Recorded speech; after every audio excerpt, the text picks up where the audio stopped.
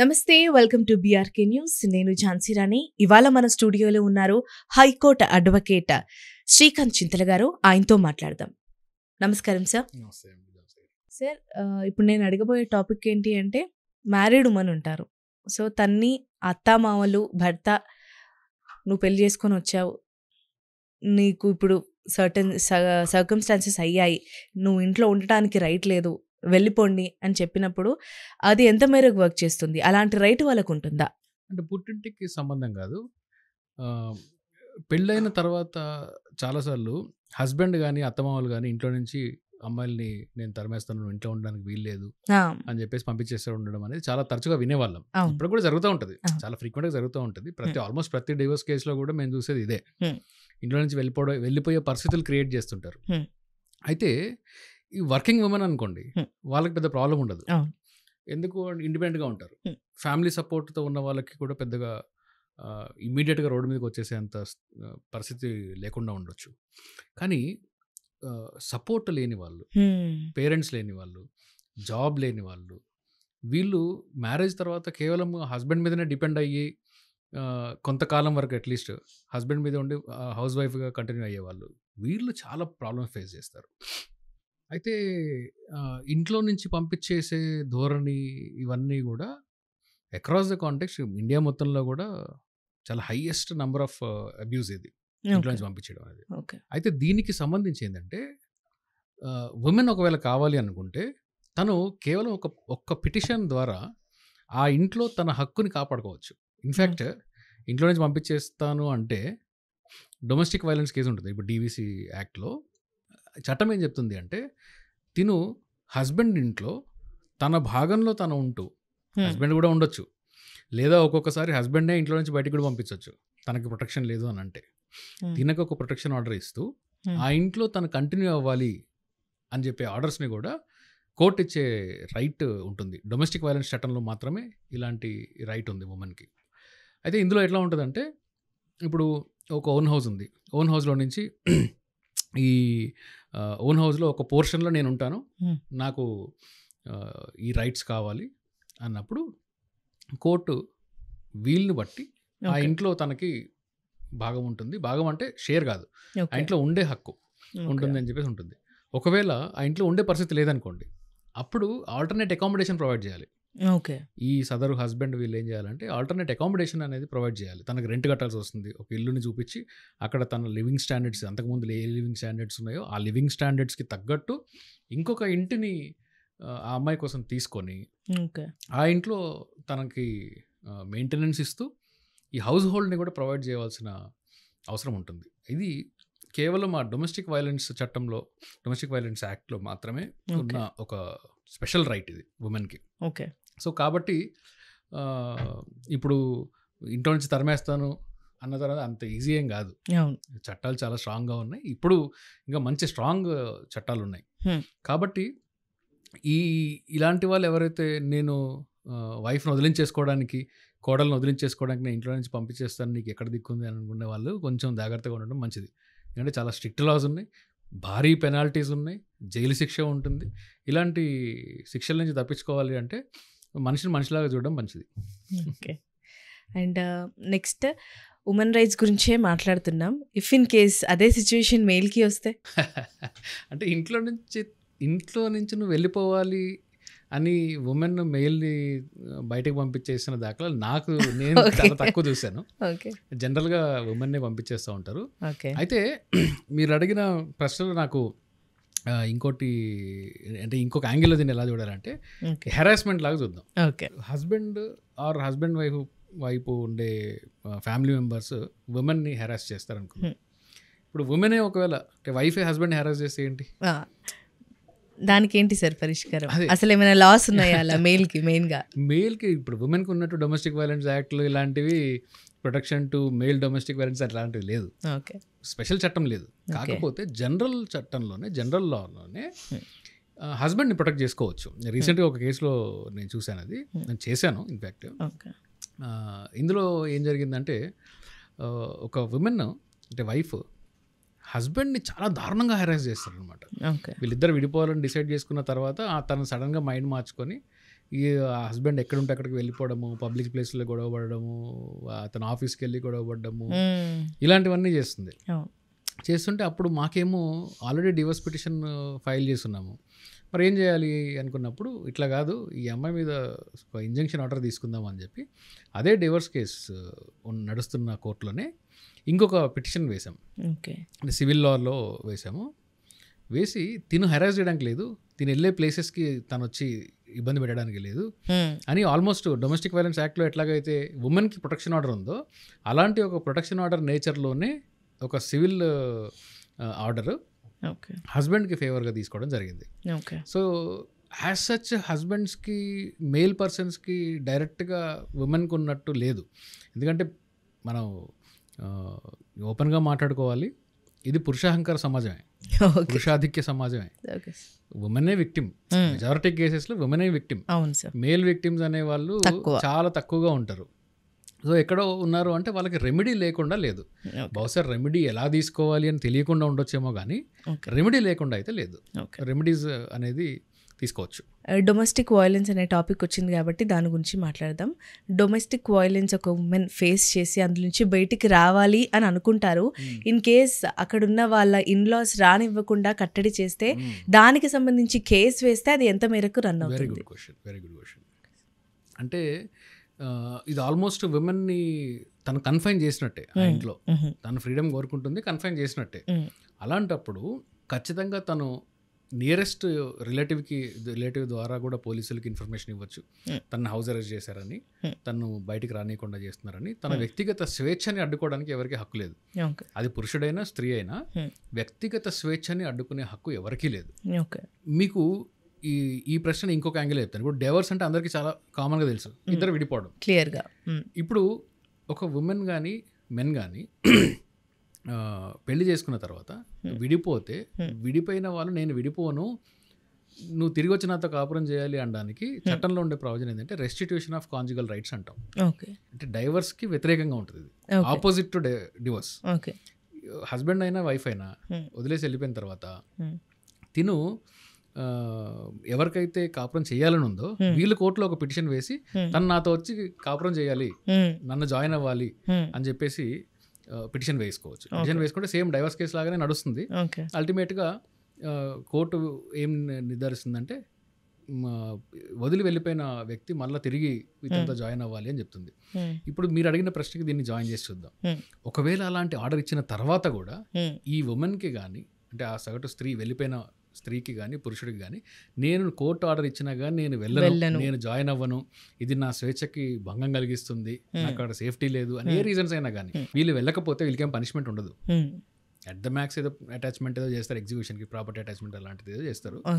కానీ కోర్టు కూడా ఏం చెప్తుంది అంటే మేము వెళ్ళమని చెప్పి సర్కమ్స్టాన్సెస్ బట్టి చెప్పగలుగుతాం కానీ వ్యక్తిగత స్వేచ్ఛని అడ్డుకొని నువ్వు బలవంతంగా వెళ్ళి కాపురం చేయమని చెప్పేసి చెప్పడానికి వీలు లేదు. అంటే కోర్టు ఆర్డర్ ఇచ్చిన తర్వాత కూడా, restitution of conjugal rights order ఇచ్చిన తర్వాత కూడా బలవంతం పెట్టి కాపురం చేయించే రైట్ కోర్టు కూడా లేదు.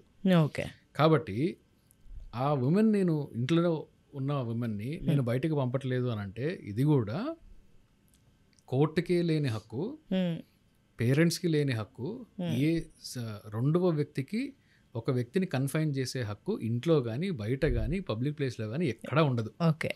సో కాబట్టి తన రెమెడీ ఏంటి అంటే 100కి డయల్ చేయడం. మామూలుగా ఈ చిన్నపిల్లల మ్యాటర్స్లో చైల్డ్ అబ్యూస్ జరిగినప్పుడు విక్టిమ్స్ని రెస్క్యూ చేస్తూ ఉంటాం, ఎన్జిఓస్ వెళ్ళి రెస్క్యూ చేస్తూ ఉంటారు. అలా పోలీసులకు ఇన్ఫార్మ్ చేస్తే వాళ్ళు రావచ్చు, ఉమెన్ అండ్ చైల్డ్ వెల్ఫేర్ డిపార్ట్మెంట్లు రావచ్చు, ఎవరన్నా ఫ్యామిలీ మెంబర్స్కి వెళ్ళొచ్చు. వెళ్ళిన తర్వాత ఆబ్వియస్గా తన కోర్టుని ఆశ్రయించాలి, పోలీస్ స్టేషన్ని ఆశ్రయించవచ్చు. ఈ 2 రెమెడీస్ ఆవిడకు ఉన్నాయి. అర్జెంటుగా మనకు అంటే మ్యాజిస్ట్రేట్ గారి దగ్గర చాలామందికి ఈ ప్రొసీజర్ తెలియదు.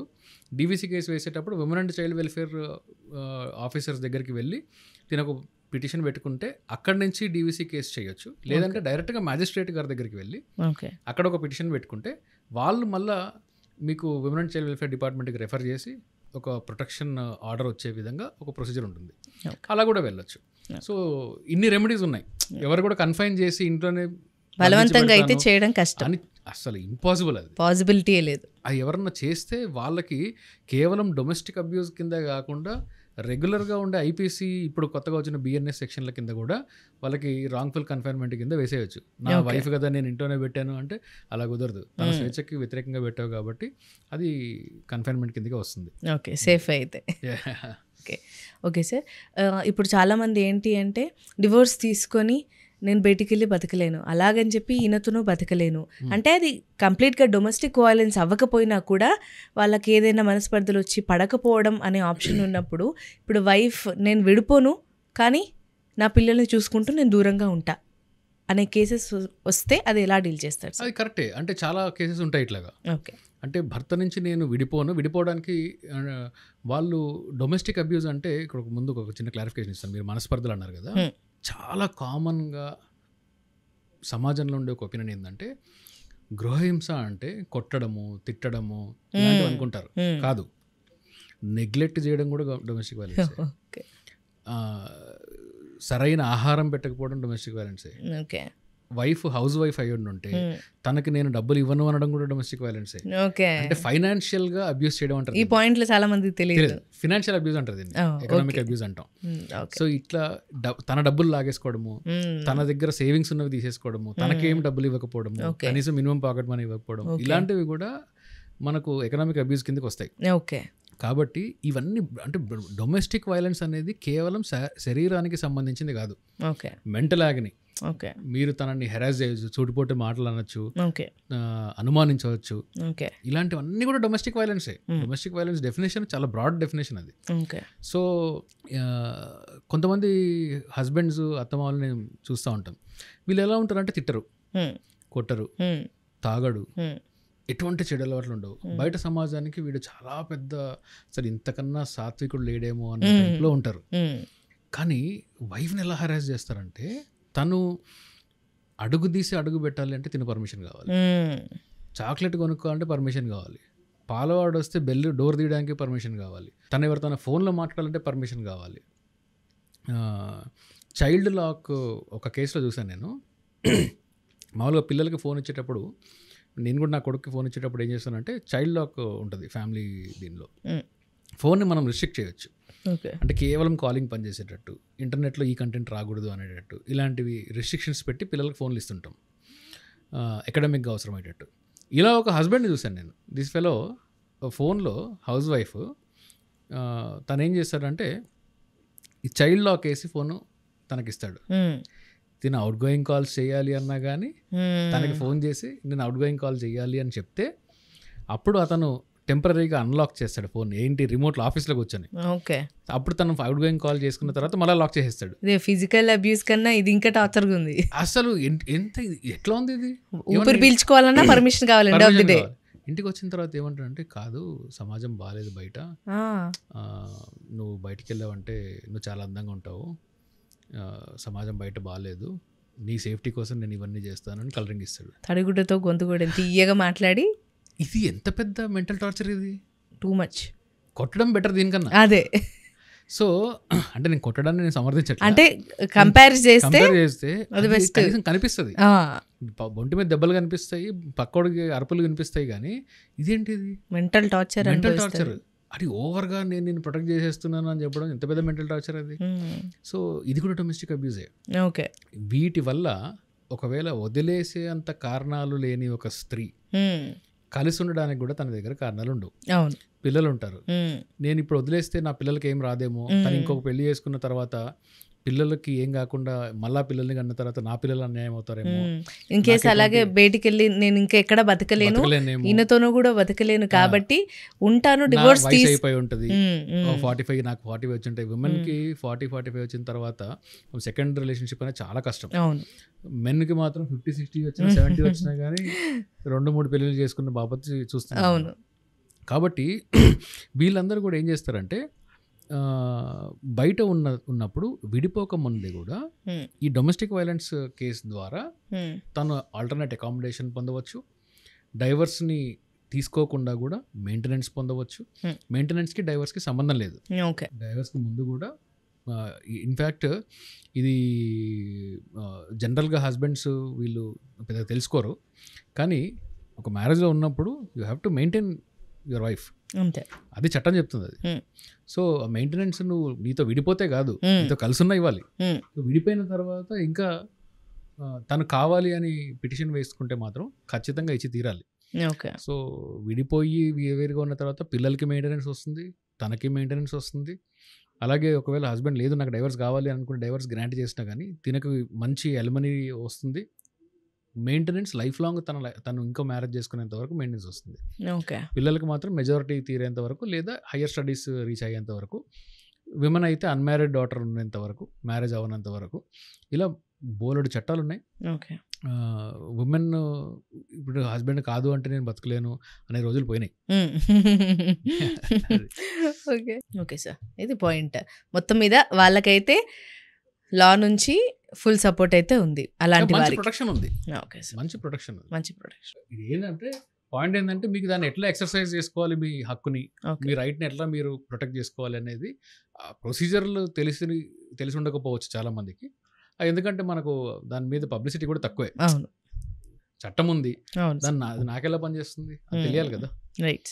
సో అది తెలియకపోవచ్చు కానీ బట్ చట్టాలు మాత్రం చాలా పర్ఫెక్ట్గా స్ట్రాంగ్గానే ఉంటాయి. అంటే లాకునాస్ ఉంటాయి ఎక్కడెక్కడైనా, ఆ లాకునాస్ని హస్బెండ్స్ అబ్యూజ్ చేస్తూ ఉంటారు, that is always there. But by and large protection మాత్రం బాగానే ఉంది. Okay sir. అండ్ ఇప్పుడు సింగిల్ పేరెంట్స్ ఉంటారు, వాళ్ళ పిల్లల్ని చూసుకుంటూ వాళ్ళని చదివిస్తూ పెద్దగా చేస్తూ అంతా చూస్తూ ఉంటారు. ఎండ్ ఆఫ్ ది డే తననే బయటికి పంపించేస్తారు. అలాంటి వాళ్ళు కోర్టుని ఆశ్రయిస్తే వాళ్ళు ఎలాంటి బెనిఫిట్స్? వాళ్ళు కోర్టుని ఆశ్రయించాల్సిన అవసరం లేదు. వీళ్ళకి ఆర్డీఓ గారి దగ్గర ఒక పిటిషన్ వేసుకోవచ్చు. ఒక స్పెషల్ చట్టం ఉంది, parents and senior citizens act. Parents and senior citizens, వీళ్ళకి ఒక స్పెషల్ చట్టం ఉంది. వీళ్ళకి ఎవరైతే కేర్ టేకర్ ఉన్నారో వాళ్ళ సొంత పిల్లలే ఉండాల్సిన అవసరం లేదు. ఎవరు కేర్ టేకర్ ఉన్నారో వీళ్ళు ఎవరి మీద అయితే డిపెండ్ అయి ఉన్నారో, లేదంటే వీళ్ళ ఎస్టేట్ ఎవరికైతే వస్తుంది అంటే వాళ్ళ ఆస్తులు అట్లాంటివన్నీ ఎవరికైతే ట్రాన్స్ఫర్ అవుతాయో, ఇలాంటి వాళ్ళు వాళ్ళని చూసుకోకపోయినా, నెగ్లెక్ట్ చేసినా, మెయింటైన్ చేయకపోయినా, వాళ్ళకి కావాల్సిన హెల్త్ ఇవి ప్రొవైడ్ చేయకపోయినా, వీళ్ళు ఆర్డీఓ గారి దగ్గర ఒక పిటిషన్ పెట్టుకుంటే పిల్లలకి ఆర్డర్ ఇస్తుంది కోర్టు లాగా, నువ్వు మెయింటెనెన్స్ కట్టాలి నీ పేరెంట్స్కి అని. సో పేరెంట్స్కి, సీనియర్ సిటిజన్స్కి ఈ మెయింటెనెన్స్ కూడా వస్తుంది. ఇంకొక చాలా మంచి సెన్సిబుల్ చట్టం అది. ఇప్పుడు పేరెంట్స్ ఏం చేస్తారంటే పిల్లల మీద మంచి ప్రేమతో వీళ్ళ లైఫ్ టైంలోనే ఆస్తుల్ని ట్రాన్స్ఫర్ చేసేస్తారు. ఏదో పాపం ఒక ఇల్లు 2 ఇల్లు ఉంటాయి, రెంట్లు వస్తూ ఉంటాయి, దీన్ని మొత్తాన్ని నా పిల్లలే కదా నన్ను చూసుకునేది ఉద్ధరించేది అని చెప్పి ట్రాన్స్ఫర్ చేస్తారు. ఎప్పుడు ఎలా ఉంటుందో తెలియదు, ఎవరు తీసుకుంటారో తెలియదు అనే థాట్ ట్రాన్స్ఫర్ చేస్తారు. మళ్ళీ వీళ్ళందరూ అనుకుంటారేమో అని చెప్పి ట్రాన్స్ఫర్ చేస్తారు. ట్రాన్స్ఫర్ చేసిన తర్వాత ఏమైందంటే వీళ్ళకి మ్యారేజ్లు అవ్వడమో, లేకుంటే మైండ్ మారడమో, ఇంకోటి ఏదో ఇన్వాల్వ్ అవ్వడమో, వీటన్నింటిలో చేసి పేరెంట్స్ కూడా చూడడం మానేస్తారు. అప్పుడు కేవలం ఈ చట్టంలో మాత్రమే ఉండే ఒక హక్కు, వేరే ఏ చట్టాలలో కూడా నేను ఒకసారి ప్రాపర్టీని గిఫ్ట్ ఇచ్చేసానంటే ఆ గిఫ్ట్ని మళ్ళీ తిరిగి తీసుకోలేను జనరల్గా, ఎక్సెప్షనల్గా ఏదైనా డీడ్ రాసుకుంటే తప్ప. ఒకసారి నేను ప్రాపర్టీ ఇచ్చేసాను, గిఫ్ట్ చేసేసాను అంటే ఇక అది ఇర్రివోకబుల్. కేవలం senior citizen and parents and senior citizen act ప్రకారము ఆ ప్రాపర్టీ ఇచ్చేసిన తర్వాత కూడా ఆ ప్రాపర్టీని తిరిగి తీసుకోవచ్చు పేరెంట్స్. అంటే రిజిస్ట్రేషన్ అయిపోయి పిల్లల పేరుతో ట్రాన్స్ఫర్ అయిన ప్రాపర్టీని కూడా తల్లిదండ్రులు కావాలి అనుకుంటే వాళ్ళు తిరిగి తీసేసుకోవచ్చు. దీనికి ఒక పిటిషన్ కోర్టుకు కూడా వెళ్ళాల్సిన అవసరం లేదు. ఆర్డీఓ గారి దగ్గర ఒక పిటిషన్ వేసుకుంటే, మీ నియరెస్ట్ ఆర్డీఓ గారి దగ్గర పిటిషన్ వేసుకుంటే వాళ్ళు చేసి పెడతారు మీకు. అండ్ నేను ఇచ్చే ఒక అడ్వైజ్ ఏంటి అంటే ఈ షో చూస్తున్న వాళ్ళకి, మీరు పిల్లలకి ఏదైనా గిఫ్ట్ రాసేటప్పుడు, ప్రాపర్టీ ట్రాన్స్ఫర్ చేసేటప్పుడు అందులో ఒక లైన్ యాడ్ చేయండి. ఈ ప్రాపర్టీని నేను నా ఓల్డ్ ఏజ్ లో వీళ్ళు నన్ను చూసుకుంటున్నారు, నా తర్వాత నా సక్సెసర్స్ వీళ్ళే కాబట్టి ఇస్తున్నాను, నన్ను చూసుకోని పక్షంలో నేను దీన్ని రివర్స్ చేసుకునే హక్కు నాకు ఉంటుంది అని ఒక క్లాజ్ యాడ్ చేయండి. అది యాడ్ చేయడం వల్ల ఏమైందంటే, లేదు అంటే ఇది నేను తెలుగులో చెప్పాను డీటెయిల్డ్గా, ఇంగ్లీష్లో సింపుల్గా, ఈ గిఫ్ట్ డీడ్ ఈ subjected to the provisions of parents and senior citizenship act ఒక లైన్ యాడ్ చేస్తే పిల్లలు వాళ్ళు మొత్తం ఆస్తులు తగలేస్తున్నారన్న టైంలో కూడా వెనక్కి తీసుకోవచ్చు. వాళ్ళకి ఏ రైట్స్ ఉండవు. సో ఈ చట్టాన్ని వైడ్ పబ్లిసిటీ చేయవలసిన అవసరం కూడా ఉంది. చాలా మందికి తెలియదు, చాలా మంది తెలియదు. మా దగ్గరకు వస్తున్న వాళ్ళకి కూడా పాపం చాలా మంది తెలియదు. ఒకటి నేను ఒక ప్రెస్కి రాస్తున్న ఒక ఆర్టికల్ చూసిన తర్వాత నాకు ఐ థింక్ వరంగల్ నుంచో యాదాద్రి భువనగిరి నుంచో ఎక్కడి నుంచో ఒక కాల్ వచ్చింది. సార్ మీ ఆర్టికల్ చూసిన తర్వాత మేము ఇది ఎక్సర్సైజ్ చేసాము, ప్రాపర్టీ మాకు తిరిగి వచ్చిందని, నేను ఎప్పుడో 1.5 year క్రితం రాసిన దాన్ని మళ్ళీ వాళ్ళు నాకు ఫోన్ చేసి నంబర్ కనుక్కొని చెప్పారు. సో నేను ఐ వాస్ థ్రిల్. నేను రాసింది కూడా మర్చిపోయాను నేను. కానీ ఈ ఒక్క ఇన్ఫర్మేషన్ అంటే ఏ ఇన్ఫర్మేషన్ ఎవరికి ఒక్కరికైనా ఉపయోగపడుతుందంటే 10 మందికి చెప్పండి. అంతే 10 మందికి చెప్తే పేరెంట్స్కి, సీనియర్ సిటిజన్స్కి ఇన్ని హక్కులు ఉన్నాయా, ఓన్లీ ఉమెన్కి ఏదో చైల్డ్కి అని అనుకుంటాం కదా, వీళ్ళకి ఇన్ని హక్కులు ఉన్నాయా అనే విషయము. అది కూడా పెద్ద లిటిగేషన్స్ కాస్ట్లోకి వెళ్లకుండా మీ కేసులు మీరే వేసుకోవచ్చు, మీరే అప్లికేషన్ అర్జీ పెట్టి రాసేసుకోవచ్చు. సింపుల్ ప్రొసీజర్స్లో ఇవన్నీ ఉంటాయి. మీకు అందుబాటులో పక్కన ఆర్డీఓ ఉంటాడు ప్రతి ఏరియాకి, అక్కడ వేసుకోవడమే. మీరు కోర్టుల చుట్టూ తిరగాల్సిన అవసరం లేదు, లాయర్లకు పెద్ద పెద్ద ఫీజులు ఇవ్వాల్సిన అవసరం లేదు. దయచేసి లాయర్లు నన్ను ఎవరో తిట్టుకోకండి కానీ. అది అండ్ మెయిన్ సార్, నాకు జనరల్గా పర్సనల్గా నాకు అనిపించింది ఏంటంటే, న్యూస్లో చాలా మందిని చూస్తాం, బాగా ఓల్డ్ అయిపోయి ఉంటారు, ఓల్డ్ ఏజ్ పేరెంట్స్ ఉంటారు, రోడ్డు మీద పడి ఉంటారు. సో వాళ్ళ తరపున ఎవరైనా, వాళ్ళకి రిలేటివ్ కాకపోయినా ఎవరైనా ఒక గార్డియన్గా వెళ్ళి పిటిషన్ వేస్తే వేసుకోవచ్చు, హ్యాపీగా వేసుకోవచ్చు. ఎందుకంటే ఈ చట్టంలో ఆ ప్రొవిజన్ కూడా ఉంది. లాయర్కి రైట్ లేదు, కానీ ఎవరైనా ఆథరైజ్డ్ పర్సన్ కానీ, ఒక ఎన్జిఓ మెంబర్ కానీ, తను అపాయింట్ చేసిన ఒక పర్సన్, తనకు హెల్ప్ చేసే ఒక పర్సన్ వాళ్ళని అకంపెనీ చేయొచ్చు, సీనియర్ సిటిజన్స్ని, పేరెంట్స్ని. సో డెఫినెట్లీ అది గుడ్ క్వశ్చన్. అలా చేయొచ్చు, మీకు తెలిసిన ఉంటే చేయొచ్చు. ఎందుకంటే చూస్తూ ఉంటాం, అరే వీళ్ళకి ఎవరైనా తెలిసిన వాళ్ళు ఉంటే వెళ్ళి చెప్తే వచ్చేది కదా, ఎవరన్నా తీసుకొని వెళ్ళి చేయొచ్చు.